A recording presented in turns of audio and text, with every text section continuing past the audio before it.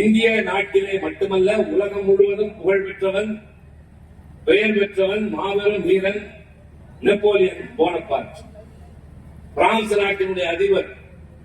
அவன் செல்லுகிற இடமெல்லாம் வெற்றிதான் பெற்றான். ஆனால் கடைசியாக ஒரு இடத்தில் தோல்வித்தான். அந்த இடத்திற்கு பெயர் வாட்டர்லூ என்று இது சரித்திரத்திலே உள்ளது. அது மாதிரி பாரதிய ஜனதா கட்சி ஆகிய நீங்கள் இந்தியா முழுவதும் எந்த மாநிலத்தில் வேண்டுமானாலும் வித்தை காட்டியிருக்கலாம்.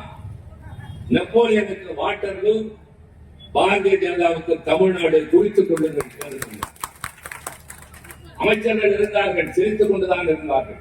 நான் அதீத நம்பிக்கையோடு பேசினேன் என்ற தன்னம்பிக்கையோடு பேசினேன். உங்களை நம்பி இந்தி பேசுகிறார்கள், இந்தியை எதிர்க்கிறார்கள் என்கிறார்கள். இந்தி மொழியை எதிர்க்கவில்லை, இந்தி திணிப்பை தான் எதிர்க்கிறோம். பல்லாயிரக்கணக்கான ஆண்டுகள் மூத்த எங்கள் தமிழ் மொழிக்கு மாற்றாக சில 100 ஆண்டுகளுக்கு முன்னால் இரவல் எழுத்துக்களில் செயல்படுகிற இந்தி மொழி எங்களை ஆதிக்கம் செலுத்துவதா என்பதுதான் எங்களுடைய குரல்.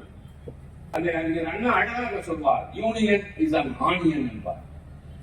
ஆனியன் என்றால் வெங்காயம். உங்களுக்கு தெரியும், வெங்காயம் ஆரோக்கியம் நிறைந்த உணவுக்கு பயன்படுத்திய ஒரு பொருள். அதுல நிறைய சத்துக்கள் இருக்கின்றன, நோய் எதிர்ப்பு சக்தி இருக்கிறது. அதை அறிகிற போது கூட கண்ணில இருந்து தண்ணீர் இருக்கு, அதுல வீரியம் இருக்கிறது. அந்த வெங்காயத்தை ஒவ்வொரு தோலாக விடுத்துக் கொண்டே வாருங்கள், கடைசியாக ஒன்றுமே இருக்காது.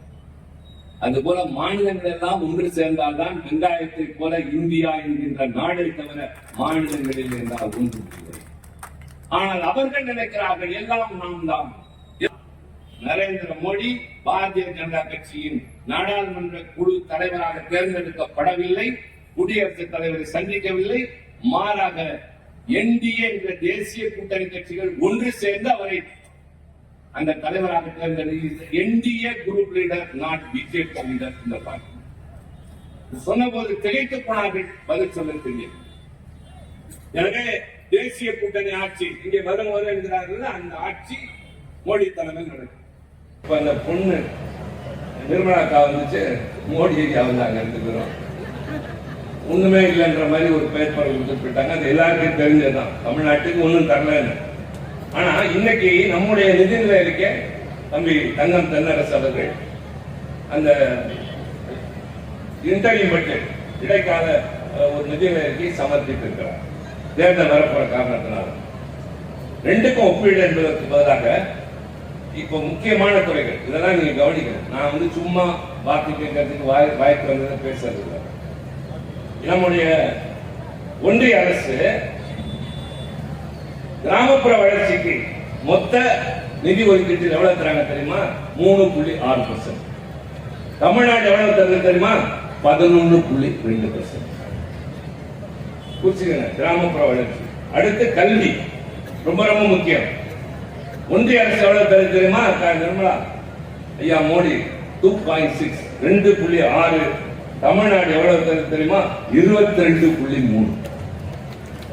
மொத்த பட்ஜெட்ல 22.3 நாம அதுக்கு தரோம்.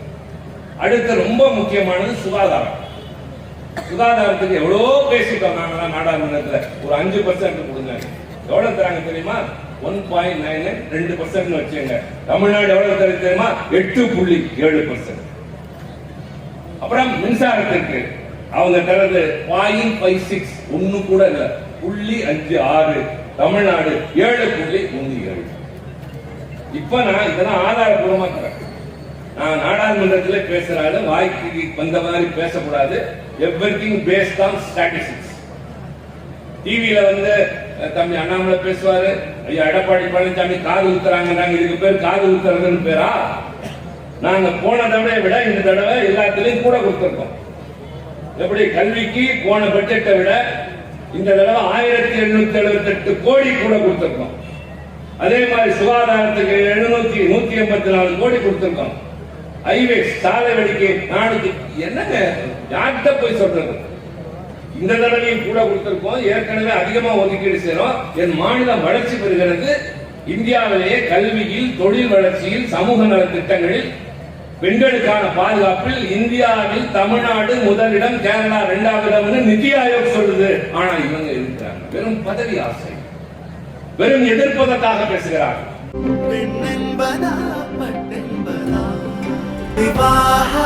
மணப்பெண்ணின் பிரத்யேகமான திருமணம். விவாஹா தி சென்னை சில்க்ஸ்.